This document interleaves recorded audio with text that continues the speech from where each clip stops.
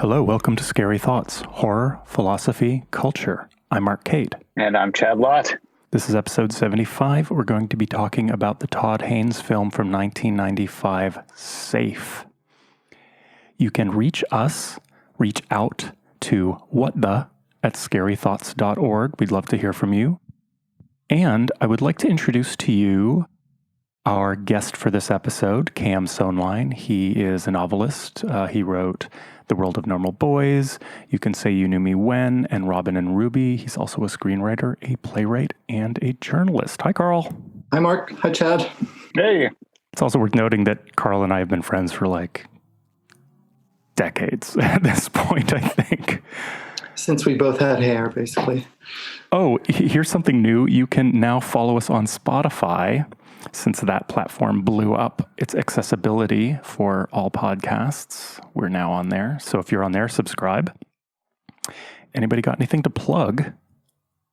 I do, actually. The play that I wrote with the theater company Eisen, under the auspices of director Seth Eisen, it was originally meant to be on the streets. It's a queer history of Soma as kind of presented as a walking tour, except instead of a docent leading, it's actors who pop out when you turn a corner in an alley in Soma.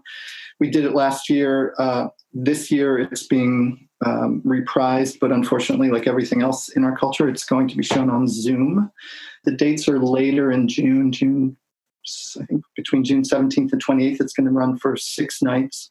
Don't have the exact dates in front of me. I should have been prepared, but you can go to eyezen.org and find out all about it.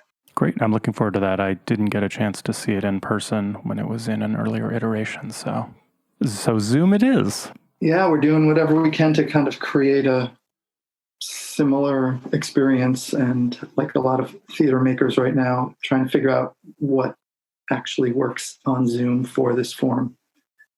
We'll see. All right, then I guess last thing before we get started is to say spoilers ahead.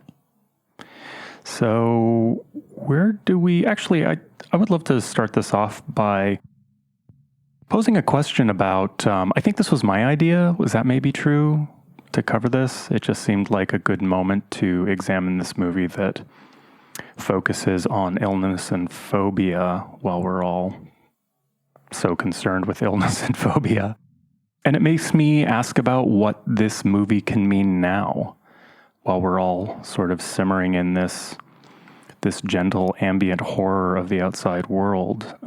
This movie that was such an interesting examination of that perspective.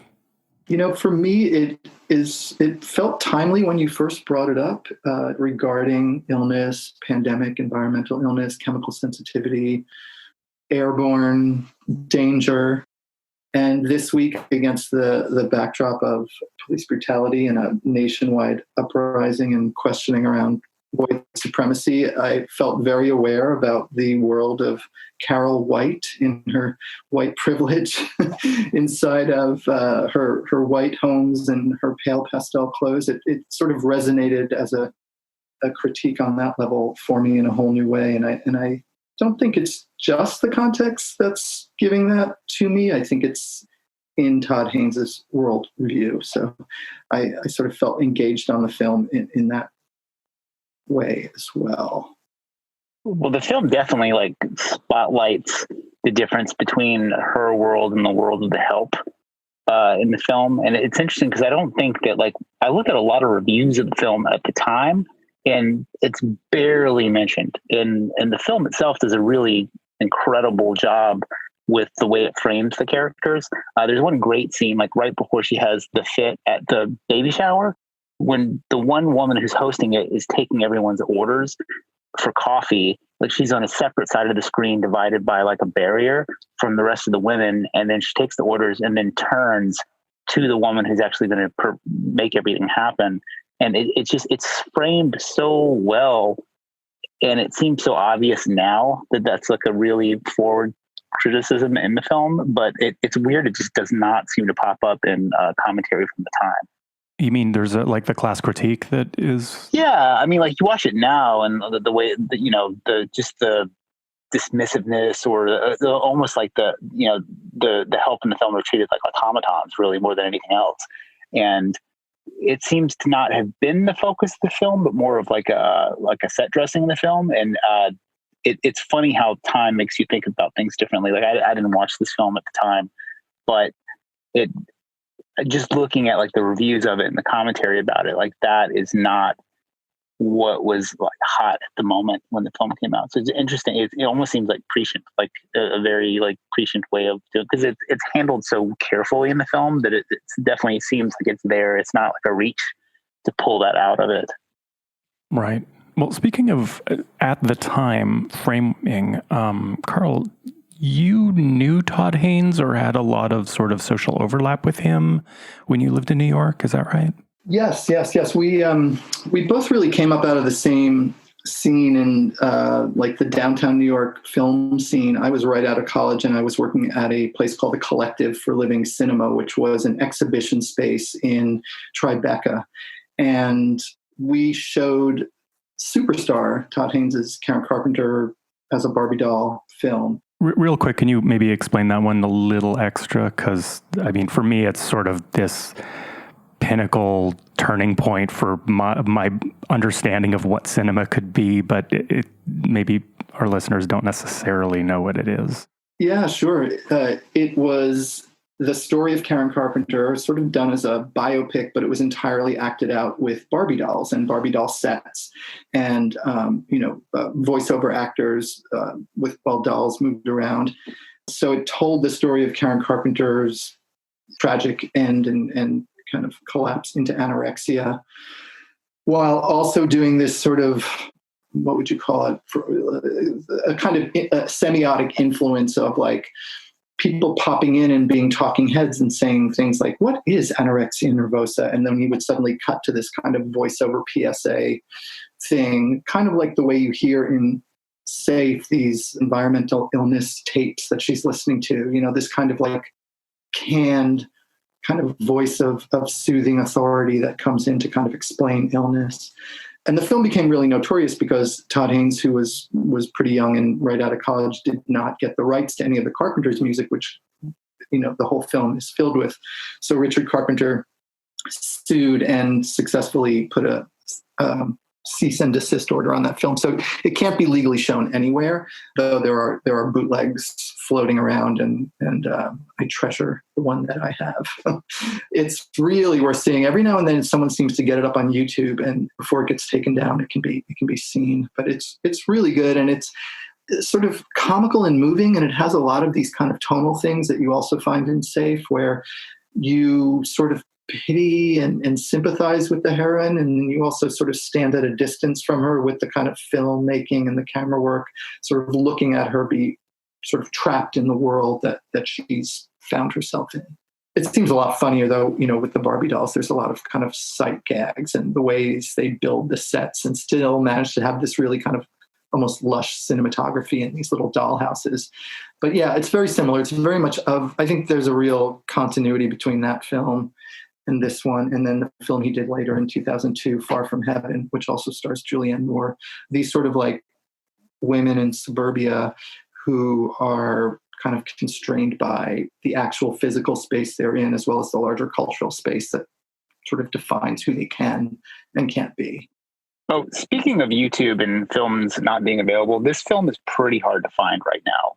And I would like to point out that you can find it on YouTube if you search for it. There are free versions of it if you're a listener and weren't able to find this, or you can do like a 7-day trial with Sundance or Criterion or something like that and watch it and then cancel the membership. But yeah, it's a Criterion film. Yeah, it is. It is not easy to find streaming for some reason. Yeah, that's a shame. Yeah, and when I originally watched it just like a week or so ago, I watched it on Criterion, and when I went back today, right before we all got online, just to check something out again, it was not there anymore. And so either somehow it evaded my search or something has shifted since we moved into June in terms of its availability. So yeah, it is really hard to find, and it surprises me because it's, of all his work, I think one of the most acclaimed. It was voted the best film of the 90s by the Village Voice, right? So you would think it would be out there.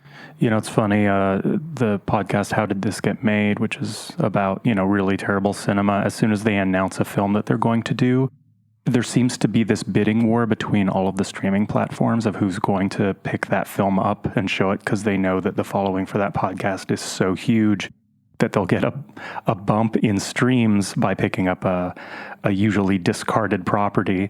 But I don't think our episode is going to get people to get Amazon to put Safe up.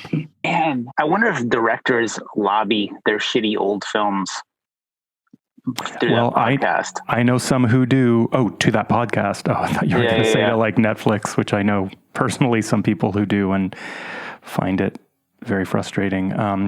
I wonder with that podcast. That's a good question. But Carl, I sort of interrupted while you were setting context in New York and the backdrop to how this film being made.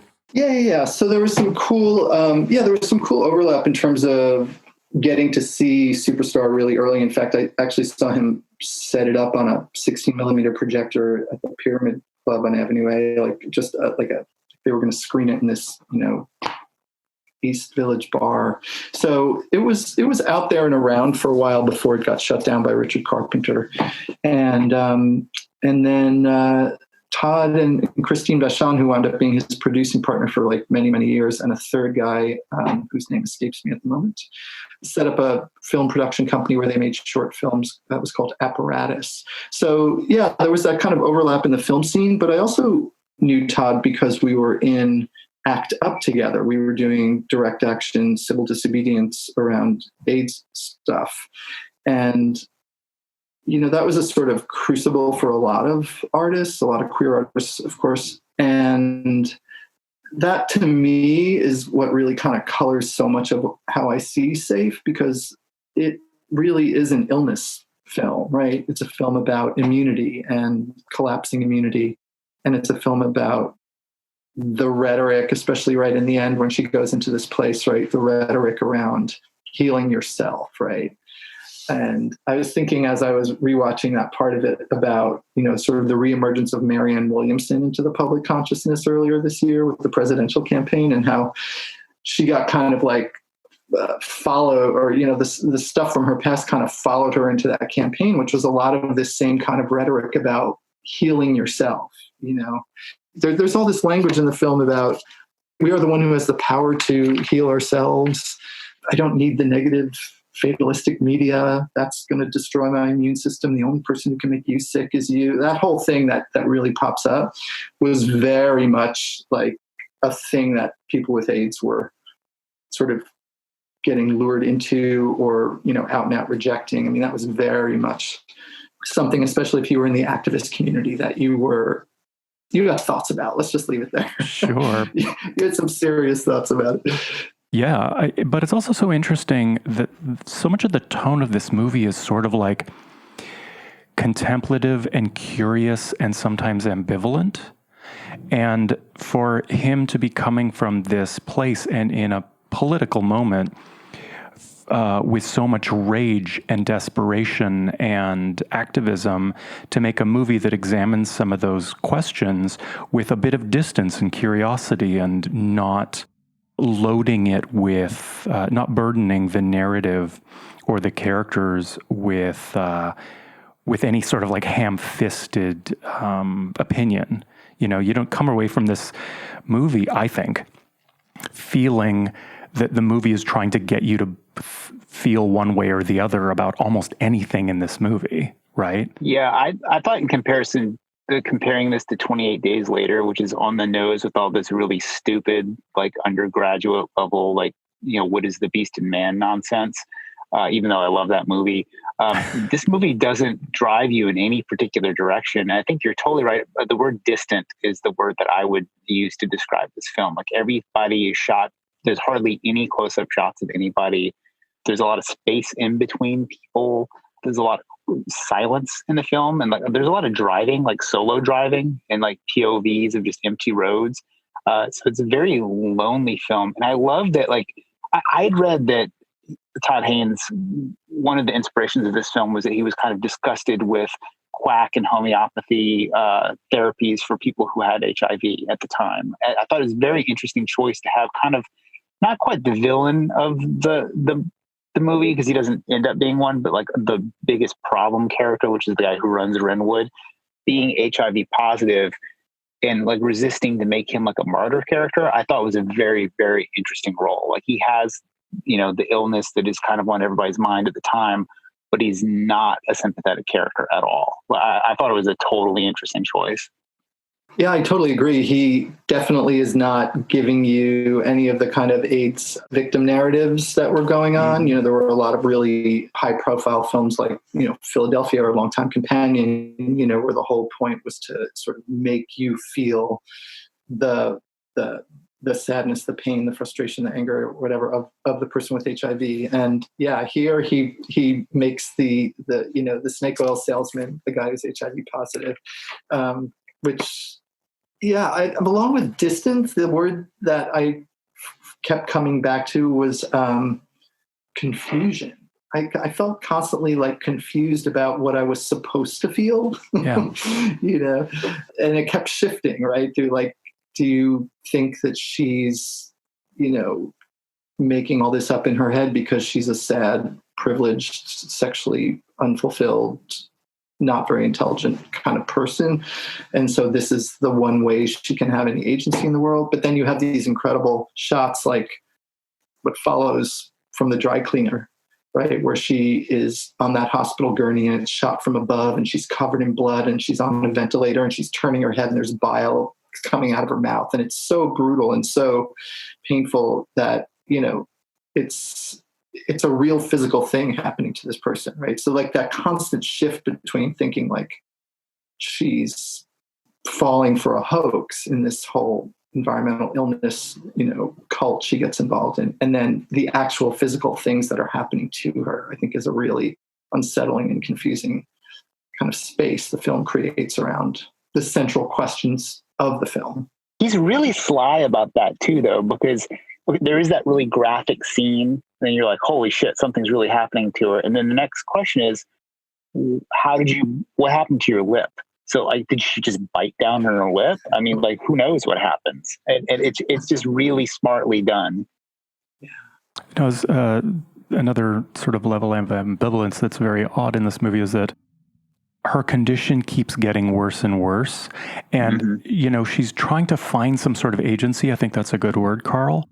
But of course, the way the movie is framed is it begins where she's in this cavernous, empty, cold space of a suburban home that she is disconnected from, and she ends up in this porcelain-lined igloo alone, saying, I love you into a mirror.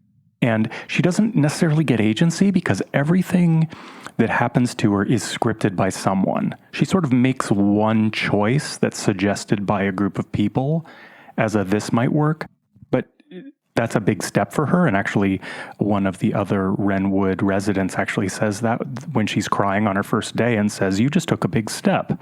This is scary, and gives her sympathy. But really, everything is scripted out for her. But what she does gain through her escalating illness and her surrendering to this almost cult environment is identity. The more suffering she takes on, the more she is someone. And that gives her the ability to connect with the other Renwood residents who see her and clap for her and sing for her and cheer for her. And that's nothing we see her get from her. Her husband says, I love you, and tries to hug her. And, her friend, like she has friends who check on her, but they just seem so cold and removed compared to these very awkward and damaged, but to some degree warm friends that she discovers at the retreat. Yeah, the James LeGros character where she makes lasagna and he makes a joke about pasta, and it's the only time you see her sort of joyfully laughing for a moment, and it's infantile, really. It's like teenagers at a slumber party who are going to try to cook for the first time or something. But it's like there's some little moments of kind of youthful joy in there, but surrounded by this kind of scary culty rhetoric, right? Like that scene where they're all sitting around on like the stone bench outside, and the director of the place is just making sure that like everybody understands that it's your problem, and you're here because you're taking care of your illness. And so it's this, again, it's that sense of kind of constantly being unsettled. Like, I'm happy she found a goofy guy she can giggle with and cook, lasagna with. And yet it's in this place that's absolutely like creepy. He's an interesting character because, and youthful, I think, is right, because there's a way in which the final scene where he sees her off on her birthday and he like walks her to her cabin is so summer camp. They're just so golly gosh and awkward around each other. And like, you kind of get the feeling maybe he's gay, but you also sort of get the feeling that this would be where they kiss or something. Oh, totally. Like he won't walk away and she won't turn away, and they just have all this tension in that moment of who's going to do what. And it's just so pregnant and nothing happens but what could happen because they're just so childish and so neutered, I kind of thought the whole journey with this, when I watched it sort of again, I became aware of this kind of whole journey of her as like regressing from being a woman to being a little girl. Yeah. Because the very first thing we see is the first close-up of her face is when she's having sex with her husband, and we see his back, we see her face, and she's basically just taking it, clearly getting no pleasure, and sort of patting him on the back, almost like a mother, And when he comes, she gives him this like little like maternal peck on the cheek. But she's absolutely a woman. She's she's running the household. She's telling the maid what to do. She's interior decorating her home, and she gets that perm, and she suddenly looks like kind of a teenager in her party dress. And then, she just keeps getting kind of younger and younger. And by the very end, she seems like she's crawled back into the womb or something. You know? Yeah. Well, it's definitely Julianne Moore's least attractive sex scene. I'll say that. Well, speaking of her dress, something that I love so deeply about this movie is the sets and the costumes and the hair and makeup is so brilliant. It's really understated. It's not flashy, but the pastels that everybody's wearing in their baggy, unflattering clothing at Renwood, the hideous patterns of the late 80s aerobics wear, the party dresses at the baby shower are so awful. And it was, I'm just going to use really loaded language, but it was just so oppressive. Those awful, awful clothes. And then the environments like the wallpaper and this shitty, uncomfortable furniture, and everybody's so stilted. I think he created this incredible environment with the color palette and patterns of the characters and their backgrounds. Wall-to-wall carpet. Ugh. Yep. That's why they're ill. All the germs are in the carpet. It's kind of like through working in natural foods for a long time, have been adjacent to a lot of this I don't want to say nonsense, but a lot of like really questionable health advice. Like, and there's the Weston A. Price Foundation is a group. It's kind of where the paleo diet comes out of, this idea that everything you're eating that's modern is fucking terrible. Which, who knows? But I've been to a few of those conventions as a vendor, and you would see like Renwood style people walking around. They just seemed like these like pastel, soft fabric ghosts just wandering around amongst people. And it was really interesting to see, just like right across from us at one of these booths was a sign that said "Yogurt cures AIDS." I'll never forget it.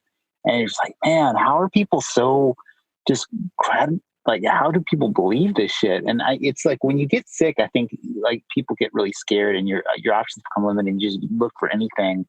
And like, I felt so bad for this character. Like from the jump with that first sex scene, you're like, oh, this is terrible. And then you realize like, she doesn't really have anything to do in her world. Like, yeah, she's choosing a couch, but her son isn't her son. Her husband is very distant. Like her friends seem really like not exactly awesome. and you just wonder, like at these events, like these conference thing I went to, you saw a lot of people just looking for meaning in their life through treating their illness in an odd way. And yeah, that's, I don't know. I don't really know what my point is with that, but it's definitely a thing. I think you're right, but it overlaps even with the bougie friends, right? Because she's in that restaurant with her gal pal and she says that she's on the fruit diet and we should do it together. It'll be fun, And she says it's supposed to naturally cleanse you. So even, this woman who's like living just like the most, mainstream upper middle class life is also kind of susceptible to this idea of like a questionable diet that's going to get you, excellent results, right? And I think that's what's kind of moving about this movie in some ways to me, because I can't speak for anyone else, but I think I'm a little susceptible to this too, right? I want to eat the right food and live the right lifestyle and, sort of just absorb the kind of cultural message that if I do certain things, this is going to make it better. If I'm not going to drink milk, I'm not, this year it's sugar. Sugar is the problem with everything, and the environmental illness just kind of takes that and like exploits it to some like astronomical level, right? It's so American, and not just like a first world problem way. Like, I mean, America really has this like tradition of, individualism, and I'm going to take on these problems myself and I'm going to overcome. And it also has this puritanical streak at the same time. And, the whole time I was watching this movie, I thought I was thinking about Mary Baker Eddy and Christian Science and her influence on the world. So glad you brought that up. I mean, she is a seriously important figure in American culture, and that is probably mostly forgotten by a lot of people. But like, if you like anybody on Oprah, any faith healer, any dietitian, any fasting advocate, they can all trace, I think, a lineage back to her. And, if you go back from her, there's the lineage to, spiritualism and mediumism and the late 1800s. And that shit was huge at the time, and it's never not been huge since. Yeah, and I think the other way it connects to a certain American character is that it's connecting an action with an act of refusal. That denying some sort of pleasure is going to be the way forward. Something I was thinking a lot about is Spalding Gray, the late Spalding Gray, speaking of New York artists. He has a monologue called Monster in a Box, and it's all about his writing this sprawling memoir and his sort of like anxieties and the adventure of writing this book that seemingly never ends. And it's a lot about his struggle. And he is dealing with depression, and his mother raised him Christian Science, and his mother is depressed. And he goes into this whole thing about like, well, how do I deal with this? Because on one side, I believe in psychotherapy, where you name a thing and you take away its power. You can conquer it by giving it a name. Yet on the other hand, raised in the Christian Science tradition, to name a thing is to give it power, is to affirm its existence and give it power over you. And it's his struggle between naming things and what that power gives. And I think that that actually came up for me a lot in this movie, which is so much about her, someone named it for her, this thing that she's experienced. That's when she perks up her ears, is when people mention this thing where she feels so alone. She's struggling solo. And then these moments come up where someone describes something that she's experiencing, and she just draws in closer to this this environment, to this mindset, to this somewhat of a cult, right? Mm-hmm. Safe bodies need safe environments, they say at one point. One of the voiceover things she's listening to, right? And that monologue is actually so great. It's where she first is kind of diving in, and she's got the Walkman earphones on, and she's got this like giant like array of pills and potions that she's going to start taking while she's listening to her new, stuff in her ears. And it goes through the whole thing about toxicity while she's just popping one thing after another into her mouth. Yes. And talking about, air ducts or whatever that monologue is. And it ends with this line that I wrote down, which is, there are safe alternatives, but it's up to you to find them. So again, it's this thing where it's like, it gets you all worked up, and then it sort of leaves you like, but it's on you. But it's on you. But we're it's a naming trap. this problem, but it's on you. Yeah. Totally. But it's a trap, right? Because the first third of the film are these elderly patriarchs telling her what to do and dismissing her, right? There's the doctor, there's the psychiatrist. The doctor gives the card of the psychiatrist straight to her husband, not to her. So the control, the agency is about her situation is completely outside of herself. And then she discovers a place where it's on her. And it's almost as if she thrives in that situation, but she really doesn't thrive in that situation at all. Yep. There's so much going on. There's like her identity as a victim, and then her agency as a person trying to solve her own problem. And then there's like the predatory forces of the Renwood people and the failure of big pharma. I mean, it's like nowadays, she would for sure be like a Marin Mom anti-vaxxer if they made this movie right now. I feel like. Oh, yeah. I mean, it's so interesting. And then, bringing back to Mary Baker Eddy a little bit, like, then there's also the rejection of Western male science in favor of more, traditional, I guess, matriarchal systems of healing, which is sort of like what was interesting about Mary Baker Eddy is she's one of the few female founders of a religion. And I know that like just my like involvement with like supplement companies and things like that when I was working at Whole Foods, it really skews female. So there's like this weird female empowerment thing happening that is a cool rejection of male power, but it leads into like a weird area that I don't really know how I feel about. Chad, I wanted to respond to what you were saying because I do think there is this setup in the Renwood scenes where you see that pretty much everyone there is a woman or a sexually ambiguous or explicitly gay man, and that there's something about that space as a retreat from the patriarchal structures of the world. And of course, then it's still run by a white guy. He happens to be gay and he happens to be HIV positive, but it's just a version of maybe what's out there in the real world. But again, with this idea that it's a safe place. It's a safe place. It's going to give you a safe body. Well, he's got that Joel Osteen house that everybody can see. So I think like, by your works, you shall know them. I think it's pretty clear that like, while she's living in a fucked up igloo that a man died in, he's got his like mansion, so there's definitely, we keep getting back to this thing about creeps, and like what constitutes a creep. And we're definitely going to have to do the episode about creepiness, but within this scene in the real world, the supplement scene, there are a lot of creeps. And I over and over again, I'd see people a lot of times like women or, queer men or whatever that mix kind of means to you, not like your strapping Joe Rogan types, I guess is another way of saying it. They have their own snake oil factory going. It's dick pills and hair pills. But I would see like a lot of like chicanery and people taking advantage of really weak, sick, sad people. And it's kind of fucked up because I would be writing copy for supplement products when I was at Whole Foods, and I would research them and learn about them in order to write better copy. Like, hey, how can we sell this stuff? And over and over again, I would run into the fact that this shit doesn't work. Like 95% of the shit in a Whole Food supplement aisle doesn't do dick unless it's like a basic multivitamin or like a vitamin D or something like that. Anything with the word homeopathy on it is utter trash. And like people can disagree with me on that over and over again, but there's just no proof of its effectiveness at all.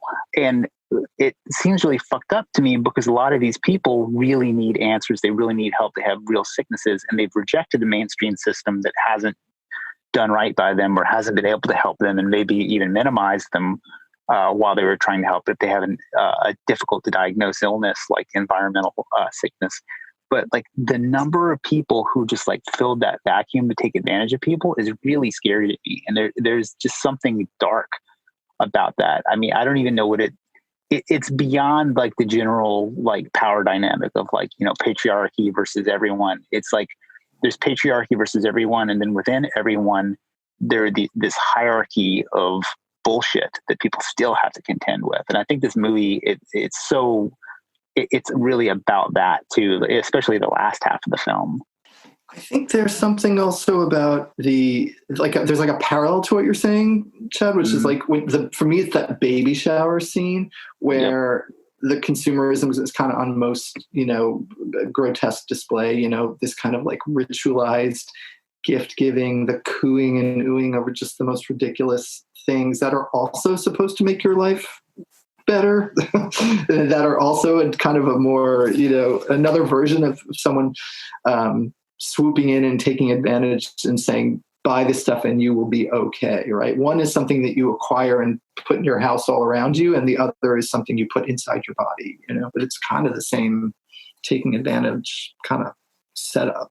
But interesting, going back to speaking of 80s, 90s HIV and AIDS, you kind of were talking about this earlier, Carl, but the tension between the sort of like pharmaceutical companies are keeping these life-saving drugs from us and we deserve them, and that being simultaneous with a belief that these pharmaceutical companies are trying to kill us and we need to completely circumvent the entire system, and those two ethoses speaking simultaneously in queer activism, it seemed at the time. Yeah? Is that a fair? Oh yeah, definitely. I mean, the idea was to make them do it the way we wanted to do it, pretty much, like there was one medicine in 1987 when this took place, AZT had just been introduced. That was like the one medicine. It was price gouged. It was prescribed at levels that were like grossly inflated and toxic. And so many people couldn't take it and just got sicker. And so that created this kind of two-pronged thing that was going on in the AIDS community at the time, which is on one hand, you want to get the drugs into bodies. That's what we always said in ACT UP. We want to get drugs into bodies. We want more drug research and we want access to clinical trials, drugs into bodies. That was the thing we always said. And on the other hand, you had this kind of backlash to it, which was this new age Louise Hay, Marianne Williamson world, which was no, that stuff will only make you sicker. It's not this virus that's making you sick. It's the world that's making you sick. And I don't know if you even remember what a kind of small but potent kind of cohort voice existed within the gay community that were the HIV denialists. Like HIV was not the cause of AIDS. Like that was going along simultaneously with the whole activate the pharmaceutical companies to give us better drugs. So that tension was going back and forth the whole time through all of AIDS activism. And that was the world that Todd was involved in. That's the setting that he put this in. So yeah, I think to me, I think I said this to you when we first talked about the film, Mark. Like to me, this is an AIDS film. It's about so much more than that, but that's like kind of the way I sort of box it in my head. Oh, totally. I love the way that it's framed in this movie where she's talking to her really shitty, quote, best friend, Linda. And like, they're clearly talking about Linda's probably brother dying, and they can't even say the word AIDS. They're talking about AIDS, and neither one of them can use the word. They can only go, oh, it wasn't that. People assume that because he didn't marry. And like, they're just totally avoiding the subject. The minimal dialogue in that is so good, right? It's something like, she says, was it? And then she says, no. And she says, because he wasn't married. Yes. Right. Fuck. And I think it's so brutal. Easy to miss that, but it's right there. Yeah. Yeah. The flip side, completely changing the subject. It's funny. I just about a half hour before we started recording, I got a text from my friend Lars, who just said, have you guys recorded yet? I just watched Safe. And the scene where the kid is giving his report on violence in Los Angeles is like so funny in the middle of this devastating movie. And it is pretty funny. Yeah. That kid's definitely on Facebook right now giving his opinion on how to riot.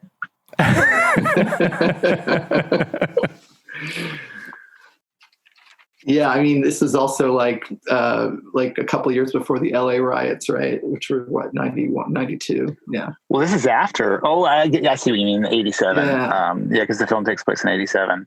Whenever a movie is set in the recent past, it's always a very interesting choice to me because it's not so far back that you get like Mad Men cred for doing such awesome shit. Like he would probably have gone to a house and it was still decorated like that somewhere. You know, I think actually the houses are even people in his family, like his in-laws or something like that. And there's a few war movies that are kind of like that where it's shot like 5 years ago and you're like, man, it's so recent that like to watch this movie at the time, I wonder if it would have felt dated or familiar. And then the soundtrack would be so hip right now, but I bet it felt like a hair dated at the time. Absolutely. I mean, that's something I thought about a lot is that, you know, there's always this secular window of time that if something's about, especially music, right, where it's, 7, 8 years old, it's no longer current, it's just forgotten, but it's not old enough to even be kind of cool with edgy Brooklyn hipsters, right? Like picking up and then, 15 years later, things come back around. This movie is about 8 years previous to itself. So right in the zone of nothing is cool about what they're showing. And that was really potent at the time it came out. That this is an era that was awful, aesthetically tragic. And I think there's one moment especially that really set that off for me is the dance party in the Commons room where they're dancing to that Kenny Loggins Stevie Nicks song, written by Melissa Manchester, but sung by Stevie Nicks song, where they're just nodding their bodies. And it's shot from this weird cold distance, and most of their backs are turned to the camera. So it's this dance party that is so alienated. But what's funny is that song was not cool in 87. In 95, that song was utterly anachronistic and weird. There's another moment like that when she's waiting to get her hair permed at the salon, and the song that's playing on the soundtrack is Billy Ocean's Get Out of My Dream, Get Into My Car. Which is the best song title ever. It just creates a cringiness to it all. Like you're supposed to kind of feel this kind of sincerity of this story of this poor woman going through this thing. And yet the whole world she lives in is just like, you just wince because we just got out of that moment. And now we're suddenly back in it. Another thing about its own era that I thought was interesting is all of the sort of like new age-ish language, all the sort of not psychotherapy, but more therapy language that is used in this movie was not normative at the time. So a lot of what Peter says from his pulpit in these conversations is very sort of like a lot of that's how we talk. In 95, that was not how most people spoke about their feelings. I totally agree. It's baseline self-care influencer language now. Yes. Like you could see that in a frosty font across women doing yoga all over the internet right now if you want to. Right. And it's weird because I still think it's cringy. Like I find it to be awful personally. And I like that it feels awful in this film. Really selfishly. I like that, the guy who's in charge of Renwood, he has like a cheesy preacher vibe to him. And there is culty, the whole thing seems like a terrible cult. And it's just like awful. The people who just can't even be bothered to sit in chairs get to lay on mats in the front of him. It's just like terrible. But the film doesn't ever make you hate the people who engage with it on the screen, which I think is a really interesting trick. Like this movie, if it was like the dude that directed Best in Show, you could see this being hilarious, like really easily. But the filmmaker never lets it be hilarious. Yeah. And he never lets it be scary either. Like I was very surprised that I heard so many people say that they were terrified by this movie. I didn't get that read at all. Maybe just because I'm not an ill housewife, but as a horror, I don't know that I registered it as a horror movie at all. Well, Todd Haynes himself referred to it as a completely latent horror film where everyday life is the most frightening of all, which is, I didn't know about that quote until recently, but that's kind of how I was thinking about us approaching this movie is everything is so banal. Well, there are moments, right? Yeah.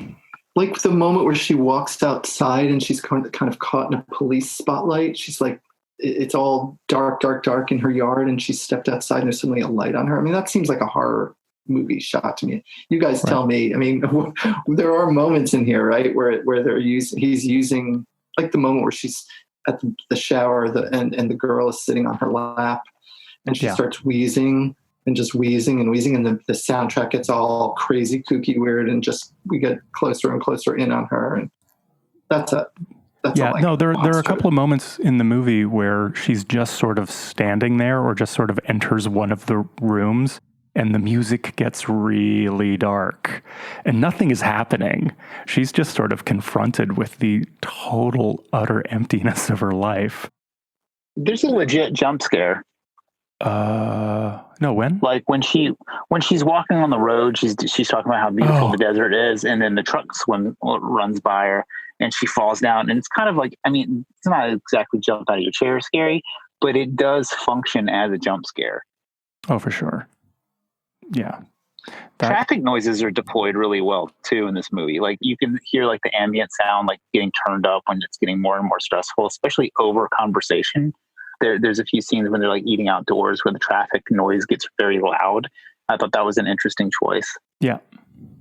And of course, the famous scene when she's in her car and there's like an exhaust from a truck blowing at her, and she starts coughing and coughing and coughing until she like peels off into that abandoned underground parking lot, and the ceiling is really low, and she falls out of her car. That moment reminds me a lot of the subway scene in Possession with Isabella Adjani. Just watching a woman completely become unfurled, and it's really upsetting. I haven't seen that movie. Is that one you guys have talked about? Oh, my God. Well, no, we haven't talked about it.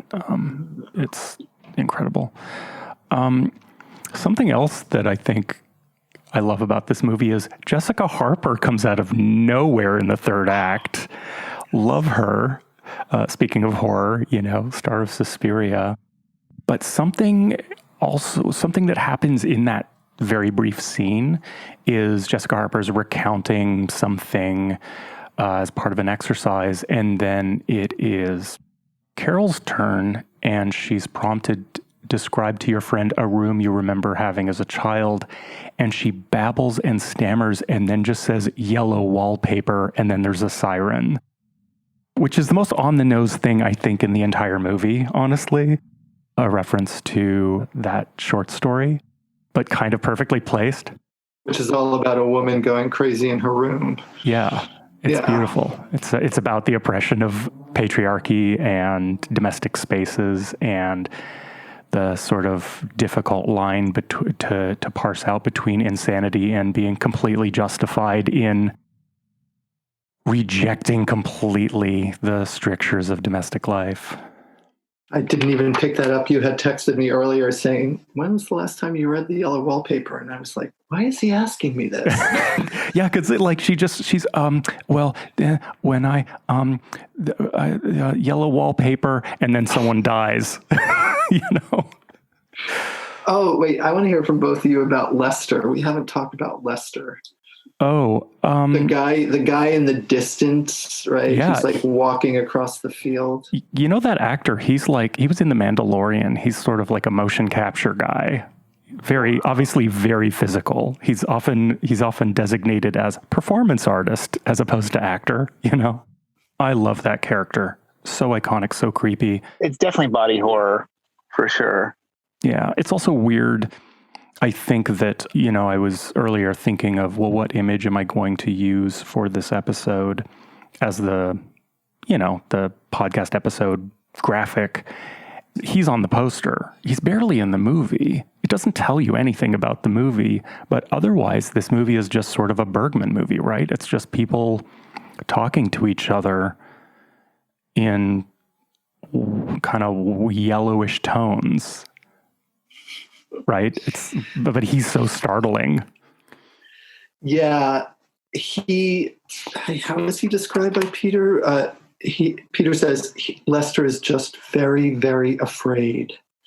And it's like Lester's actually the scariest thing in the whole movie. Like if you saw that guy in that strange way he's walking, like, and he's all wrapped up, he's like a, like a killer in a mask from a slasher film walking across the field.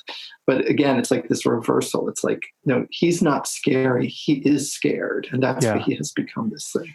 But he's scary because if you for a moment identify with how paranoid he is, which I don't not, Yeah. Yeah.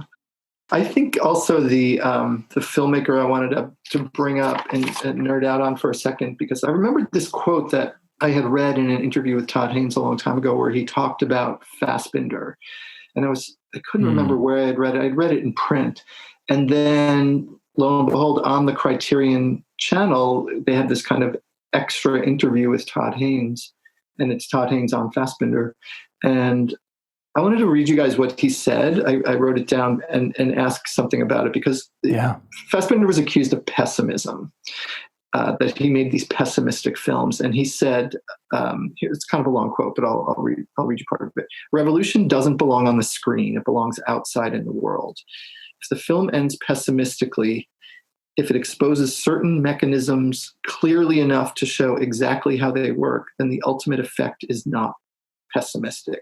My goal is to reveal such mechanisms in a way that makes people realize the necessity of changing their own reality." So this idea that the film shouldn't give you the catharsis of the hero learning something at the end and becoming a changed, transformed new person, but that the film should just show you how fucked up everything is, and that you're supposed to kind of take that and then go off and change your life on your own, or change the circumstances of the world on your own.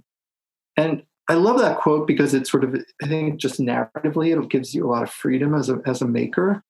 But I also wonder how to attach it to this movie. Like, what are you supposed to take away, Todd Haynes, to change about yourself or the world when you get to that final image of Julianne Moore looking at herself in the mirror? Yeah, I think that's a tough one. I almost feel like that quote is antithetical to how this movie is laid out. Like, again, this movie is fairly ambivalent about so many of the subjects that are in it, or it feels that way. And if you read interviews with Todd Haynes, he seems to be more inquisitive and exploratory about the themes than having an opinion about them that he wants to express. But I love that quote for sure. I think Fassbinder's really fascinating, and he makes great movies. And if he makes great movies as a result of having that as the flag he wants to fly, good on him. Yeah, he was sort of linking. It's an interesting, if you want to geek out on the film director influence part of it all, that he makes the link between Fassbinder discovering Douglas Sirk movies and falling in love with melodrama and giving up kind of the early kind of European New Wave influences of his earlier work and becoming more of a melodramatic filmmaker. And then Todd Haynes discovering Fassbinder and then discovering Sirk through Fassbinder and eventually making his own Sirk homage in 2002 with Far From Heaven, which really is a great pairing with this one. I mean, not only do they both have Julianne Moore, not only are they both about kind of women trapped in suburbia and messed up situations, but they almost have the same character names. This is Carol White, and in that film, she's Kathy Whitaker. So he's just drawing the most lines between them that he can. But that one does operate on the level of melodrama and not as horror in any way. Yeah. One thing I was struck by is that at Wrenwood, she's told to find the answers within herself. And, Chad and I were actually just on this other podcast together called Escaping Samsara, and we were there to talk about the Eckhart Tolle book, The Power of Now, to very mixed reviews between the two of us. But central to that sort of New Age approach to Eastern philosophy, there's often this focus on an essential self. You focus down deep on who you are. And she's asked to find the answers within herself. But what's interesting is like, well, who is she? She's trying to find herself. Maybe that's part of our hero's journey. But who is she? We get nothing. We don't have her background. We don't have her life story. we just have this person who floats around sadly from space to space, from medical ailment to medical ailment. And so this notion of the essential self that she is on this journey to find, there's maybe no there, right? Like there's that one moment when she's in bed and she's writing to Renwood and she's like, "Hi, I'm Carol White." I can't remember exactly what it is. And her husband walks in the room and she's just like, "Where am I?" She's like literally in the middle of trying to write who she is, and she doesn't know because she's not there. I'm sorry, what were you going to say, Chad? Well, to talk about that scene in particular, it's interesting because she's in the act of like kind of almost a conversation with herself. I think when you journal like that, or even you write letters to people, like even if you have a person in mind, there's a bit of like a weird, like, you know, you're addressing your higher self kind of. And it just reminded me of the artist way a little bit of what she was doing. And it's like she's trying to orient herself. And then her husband comes in and interrupts her, and then she becomes completely disoriented from even what little grasp she had. You know, like, oh, hey, I have a real basic life. Things aren't too crazy. I live in Southern California. But I see where you're going with like mobilizing the power of now and new ageness. But I think a difference between what that book is kind of not advocating, but like declaring, and this film is, you know, that there is a difference between the self and the self that can watch the self. Like there's like this, like you are not your body, you're not your mind. And then this, like I feel like the accent is on identification with the body. Like without her ailments, without her body, yes, there is no her. Like there is no there. There's no internal anything really. Like you see it at the very end after she's made lasagna, which is really the most, I think the most important thing she does in the film is make this lasagna. Like she decides to do it. She makes a connection with somebody, like a real connection. It might be some weird incel, who knows. Then she makes the lasagna. People like the lasagna. And then they ask her to speak. And she just kind of has this word salad, which is just a regurgitation of just all kinds of weird shit that she's just heard at Renwood, which I feel like the end of this movie, as creepy as it is sort of a happy ending. Like she's able to do the thing, like to say that she loves herself, even though she's in this weird fucked up igloo.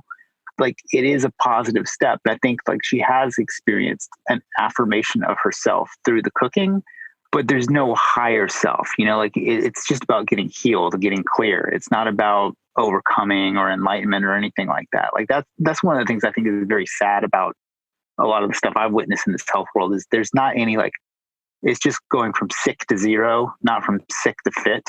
You know, right. And that's changing, I think, a lot. You see a lot of like, you know, I was 400 pounds and now I'm an ultra runner. Like that seems to be more the direction we're going in now as people. But the absence of an inner voice for this character, I think it was one of the things maybe I didn't respond to her so much. Because I texted you and like, I'm sure you were like, what the fuck is this Philistine about? But I said, this is the most boring movie I've ever seen. And at the time, when I saw it for the first time, it took me a long time to get through it. It took me like 2 nights to watch it because it was just so slow moving. And I think that might have something to do with like all the news right now. It's so fast and explosive. Like I just was not in the mindset to watch like a really quiet, meditative movie.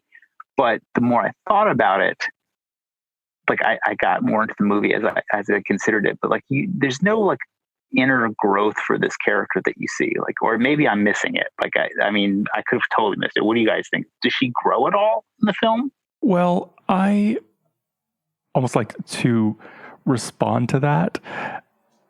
I kind of really want to read that final monologue really quick because I think it is so fascinating.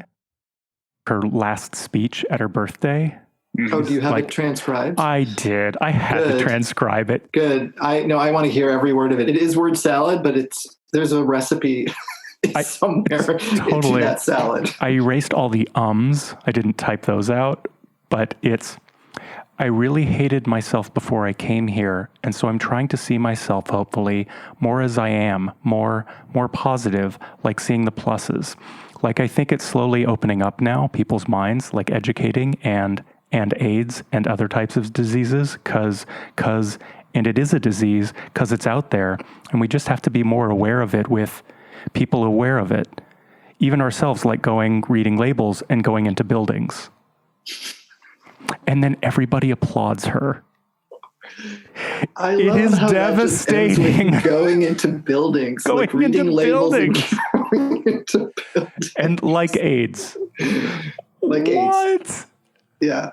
Yeah. And also, it's interesting, like to Chad's question, does that in any way give us some indication of personal growth?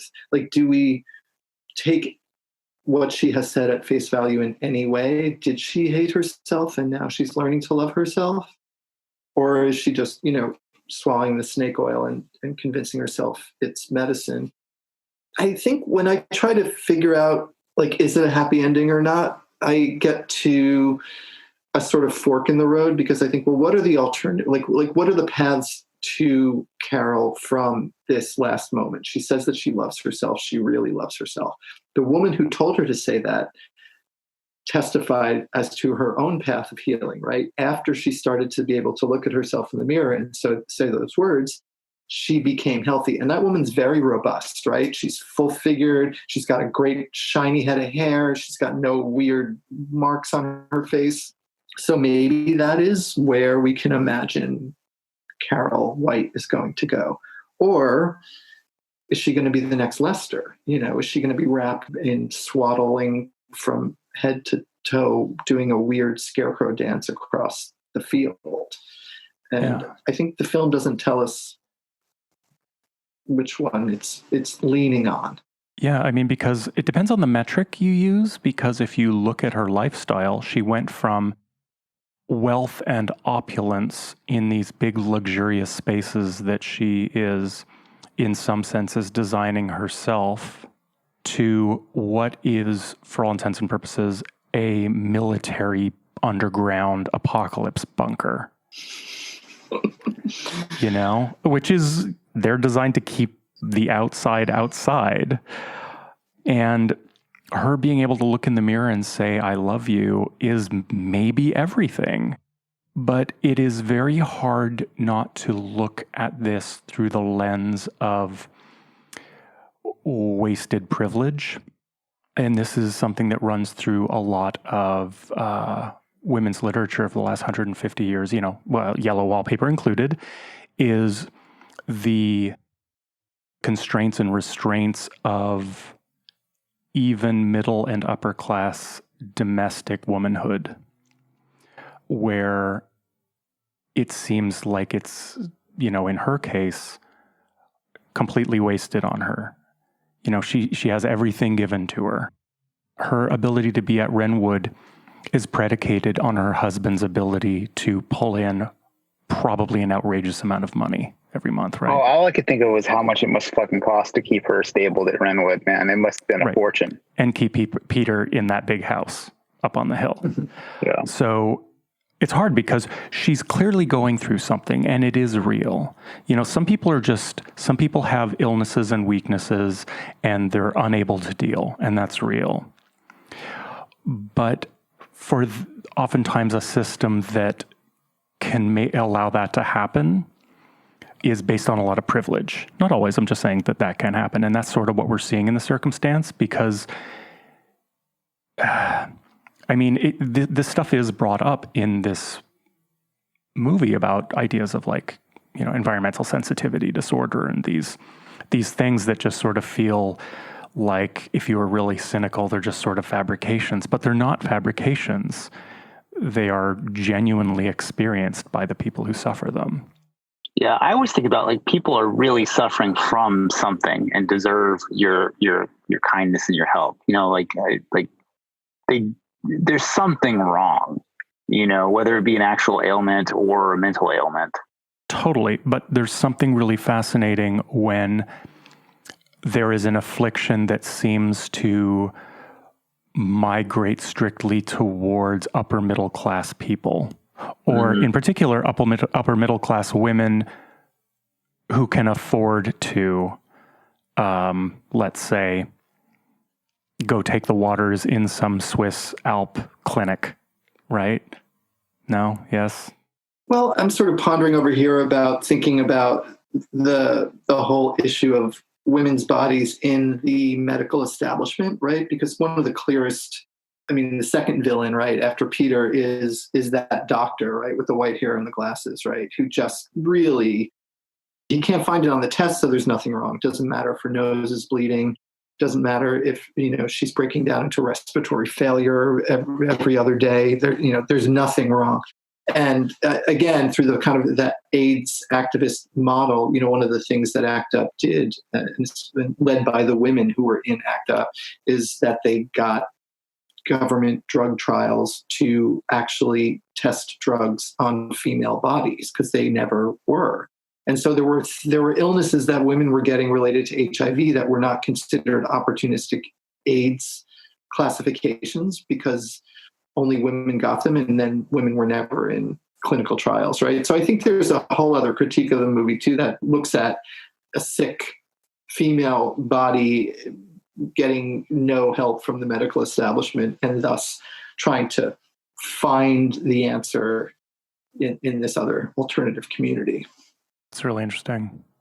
I'm curious what it'll look like in the future, because like currently, I think I saw some stat that said like the majority of doctors graduating right now are female, which is kind of an interesting change to me. And like some huge number of STEM jobs are like hiring female. So I wonder what medical dialogue will look like in 150 years, provided the aliens don't nuke everything. But I'd be curious to see like if you'll see, will diseases like this, maybe, I don't know, this is definitely the wrong way of phrasing it, but like diseases of hysteria, it's probably how it was that's what it was referred to in Mary Baker Eddy's time. Sure. Like will those fall away, or will something else, like what really weird pocket of the civilization will manifest odd illnesses like that, or will like the growth and female doctors sort of balance it out? It'd be very interesting. I wish I could have like a time machine to look. Well, I just think of the statistic that I saw that the 4 countries that had recovered most quickly from coronavirus COVID cases all had female prime ministers or presidents. Yep. So just like the female attitude toward public health through that political lens, like compared to like all these, countries with really astronomical numbers led by men who are denying the illness. But Chad, are you sort of asking if in the future patriarchy will be correctly identified as an illness that maybe can be treated just like any sort of cancer? Is that, am I reading you correctly? Is that what you're trying to say? No, definitely not. Like I would hate for our listeners to have any sort of idea about me that I was at all supportive of anything equitable or forward thinking. Your reputation is safe. Thank you guys.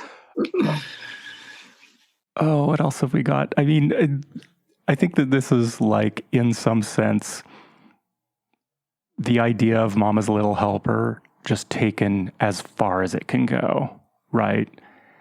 Like Mama's feeling a little down. Maybe she can get a prescription to help her through the day. This is like, how extreme can that go? Well, at least under that model, the house gets clean and you lose some weight. I mean, this shit is just depressing. Whereas a clean house and good health is not in any way depressing if the wound is completely empty and unfulfilled. Yeah, who knows?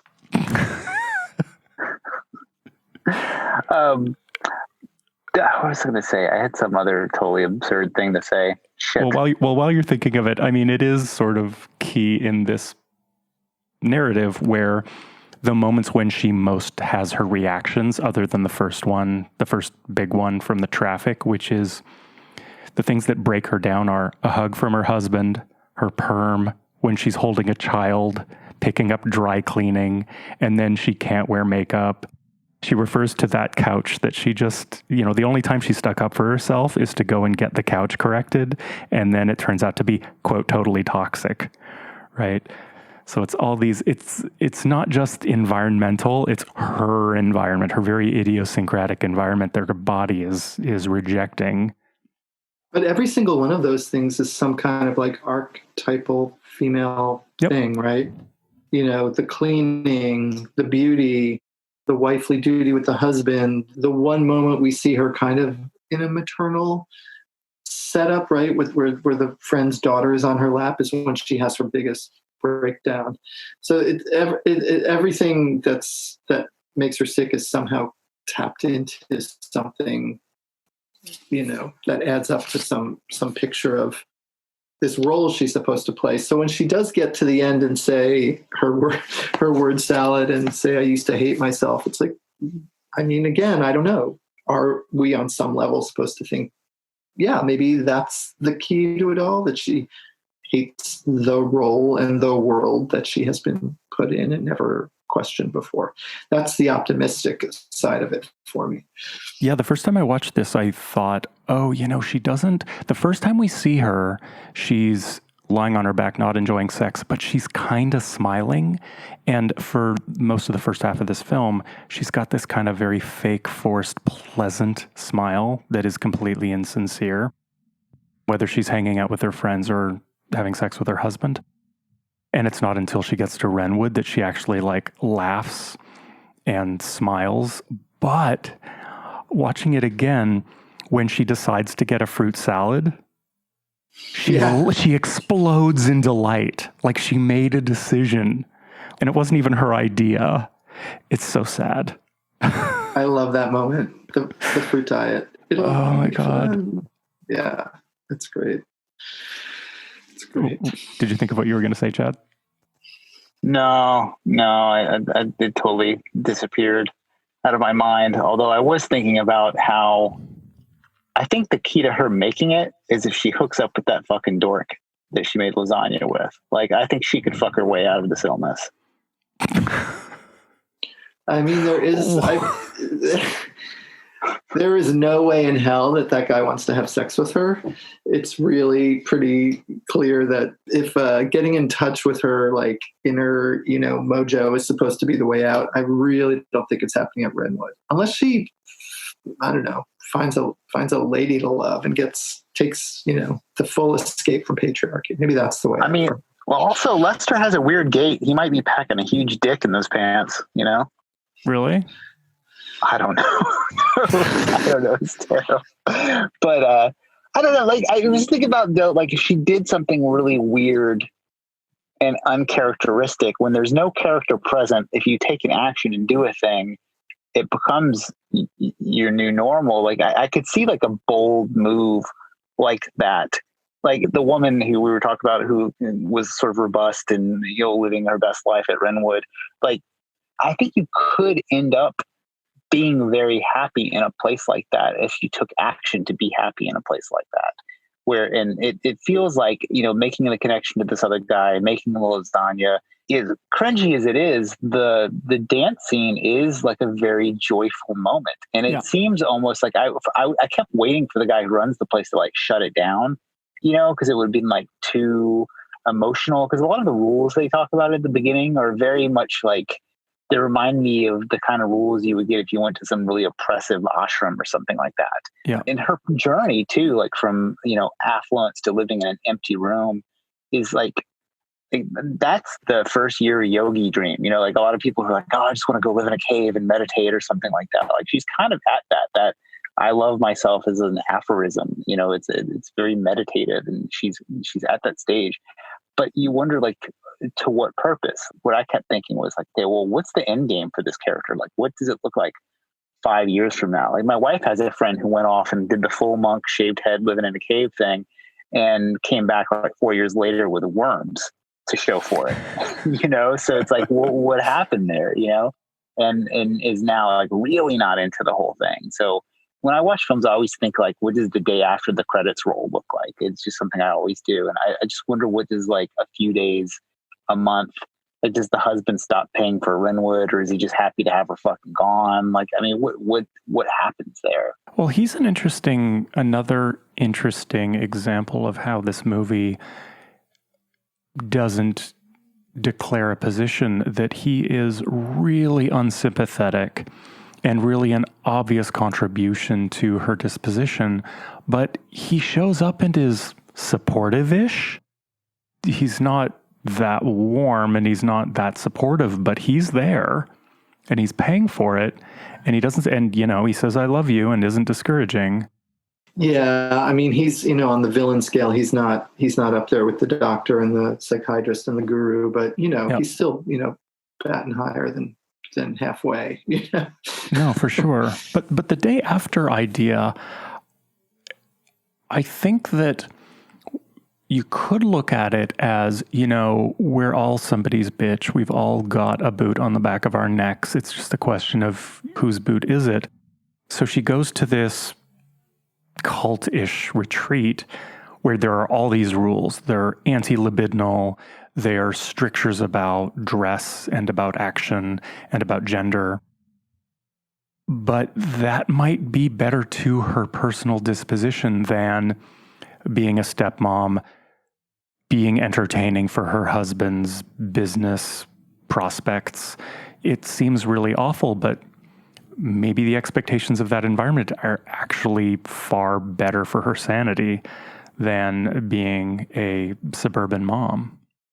I think the only thing that seems completely clear is that this character is not going back to that marriage. She's not going back to that house. She's not going back to raise that little, racist child. Little shit. she's not going back there. So the question is, where would she go? And there really is nowhere, right? We don't, like you said, she doesn't seem to have a family of her own. She doesn't seem to have any other interests other than the role of the non-working suburban homemaker. Yeah. And so does she become the woman with I think is her name Susan, the woman with the curly red hair who gives her the advice about loving herself? Like, does she just stay with the cult? There's also the African-American woman who's there, right? Who's one of the only other people of color in the whole film who isn't like the help. She's also on staff there. And she seems to just also have basically just given her life over to working at Renwood. And so that's sort of the only future I can imagine for Carol, is that she's going to join the cult and continue to just welcome people into this place that saved her. Yeah. Or she's going to be the next Lester in the field, I mean, there are all these other women that we see, like the Jessica Harper character, and then there's that couple, there's a male-female couple. What do those people do? Do they kind of come and go, or do people just really stay there for a really long time? We don't really know what's on the other side of Renwood for the residents of Renwood. Right. I'll tell you what was on the other side of this movie for Julianne Moore, though, a fucking bomb-ass career, because this was her first leading role. This was her first role, helming an entire movie, and she did pretty well. Yeah. Yeah, I've always been a fan of her. I liked her. I mean, I really liked her in Boogie Nights, for example. But even I can't remember, what's that bad action movie she was in recently? I think she's in one of the Kingsman sequels, and she's very good. Is this terrible movie, but villain. She's great. Yeah. Yeah. There's a really funny scene where she's cooking a hamburger made out of humans, and she's so off the rails crazy. And I really liked the first Kingsman movie. It has that great church fight scene that is awesome. But the second one is fucking shit, except for her, man. She totally elevates the film. Agreed. She does have that kind of ideal Hollywood career where you get to make an independent film and then a giant franchise film. Like, she's in the Hunger Games movies, right? But then she continues to make these small little films that not too many people see. Well, these movies are gone. We'll never see these types of movies made again. I hope that's not true.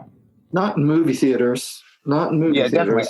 I mean, even maybe festival circuit, but there's almost a price point where movies start to look legit. And I hate to say it, I like indie weird small films too, but this type of movie, which is a very carefully constructed film at that budget with those topics, I just think it's either weirdo freak cinema that we all love or Marvel films in the future.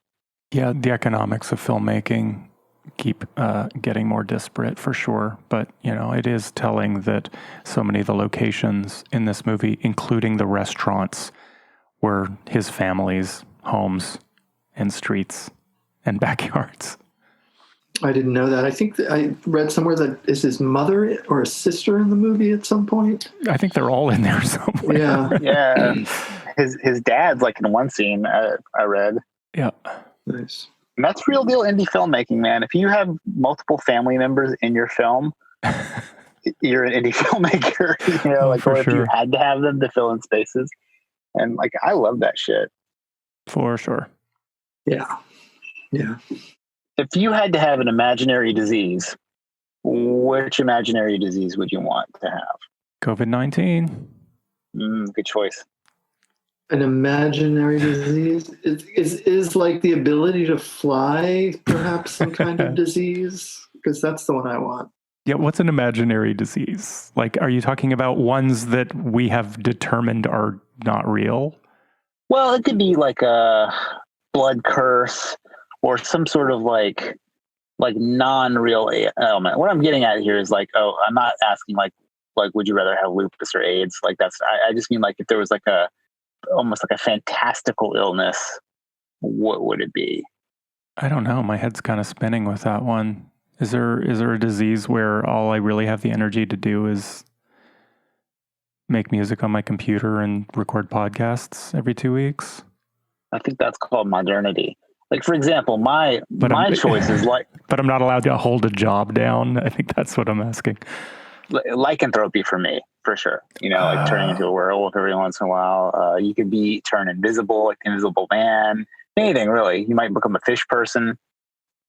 Well, if monsters are on the table, sexy vampire seems the most obvious. Vampirism, yeah. Yeah, I just want to fly. I just want to be a bird of prey, basically. That's good. I don't know if that's a disease, but I'm sure once you're up there, like the hawk I see in my backyard fighting with the crow, like it's got to be rough up there for them too. Well, you could be a cursed werehawk, I think. That's probably an option. All right. Do we have anything else? For this film, I don't have anything. I'm all safed out. I think the only thing I have is that the main theme in this movie is almost exactly the Twin Peaks theme. And I think that drives in is this a horror movie element? Is that theme? I mean, it is the same droning pads with a descending piano. I think it might be in the same key as the Twin Peaks theme. Like, it's odd. That could be like the Cirque melodrama. That's pedigree. true. That's very true. Well, do you know the guy whose name is in the credits for music? Ed Tomney, Tomney? I don't. I'd never heard that name before. No, music's great, as is the music choices. Brian Eno and the 80s pop music.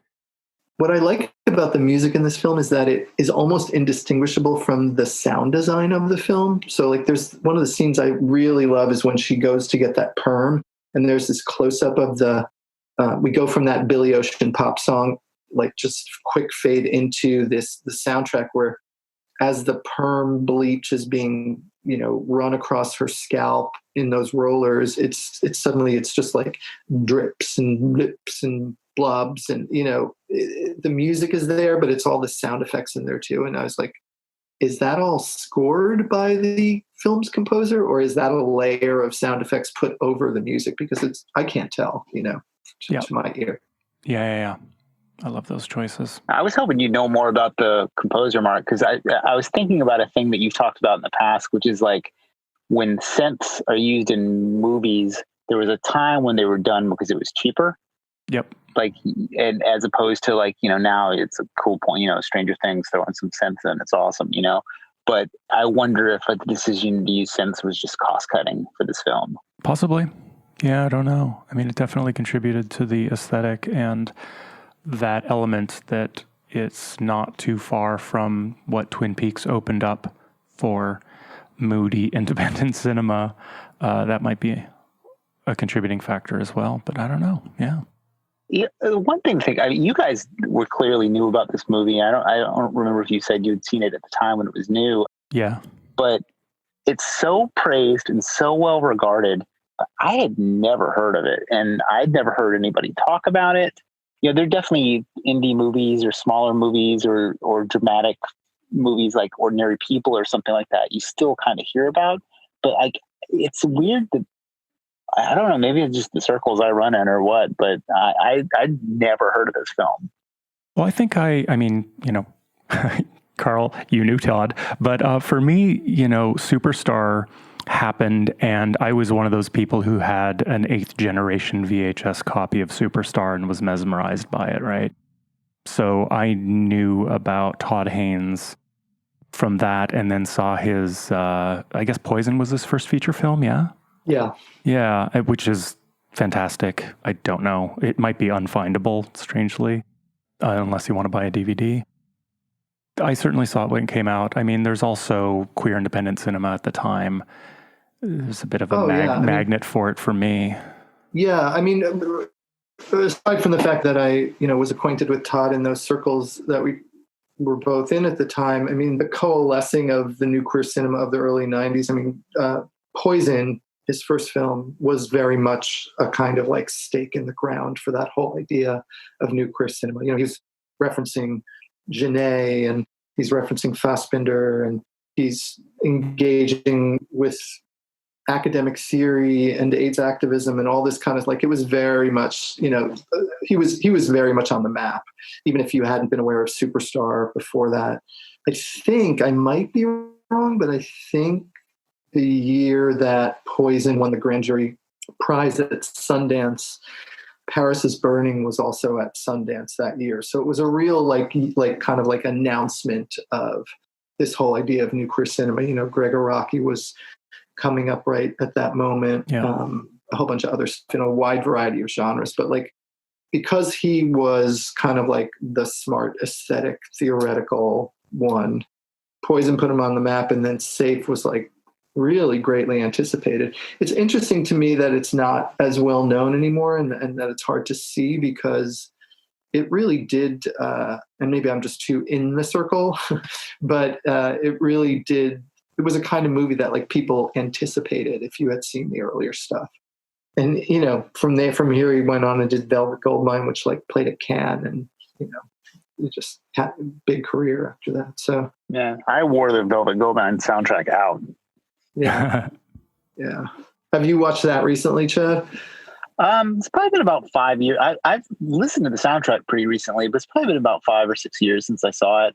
And then, at the time this movie came out, like, I was going to film festivals. About a year or so later, I was working at an indie film theater. I was hanging around with like gay film fans. And, I definitely saw Doom Generation in the theater when it came out. So it's just weird that I just missed this one somehow. It sounds like you literally just missed it.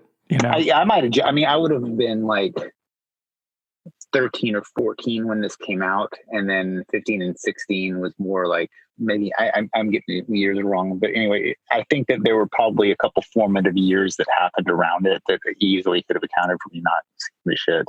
Yeah. I was probably just rewatching Predator for the millionth time right around this, and then before I switched over to giving a shit about things. Right. See, there you go. Predator, a movie I've never seen. What? It is great. Carl, keep on keeping on with not watching Predator. What? Well, I mean... Or just listen to the episode we strangely did about it. Yeah. I don't know. Like, I find a lot to like in Predator, because to me, it's almost the perfect example of the type of film it is. And it has a clear, like, camp horror value that is just ludicrous to me. And it's also where that really hilarious meme of the two muscular arms clapping, and one side will say like Antifa, and the other side will say like whatever. In the middle, it's like fighting the police. You know that meme. Mm-hmm. Mm-hmm. That's a Predator image. It's from Predator. Yeah, it's like a scene where Arnold Schwarzenegger is kind of like in the air arm wrestling with his CIA operative buddy at the beginning of the film. I recommend it highly, because I mean, like that's kind of like, I just love that shit. That super dumb mid to late 80s action film it just has camp value to me, and I love that shit. All right, I'm putting it on the list. It's sort of an interesting camp examination of hyperbolic masculinity. And it is sort of both accidentally and purposefully funny on that premise. It kind of knows, but it's also kind of serious. Yeah, it also has two wrestlers that became governors in America. Yeah, Jesse the Body Ventura and Arnold Schwarzenegger, who may be the best American that was ever born outside of America. But hold on. Arnold Schwarzenegger was not a wrestler. Oh, you're right. He was not. He was a bodybuilder. He was a body. I'm actually reading his biography right now, and it's kind of excellent.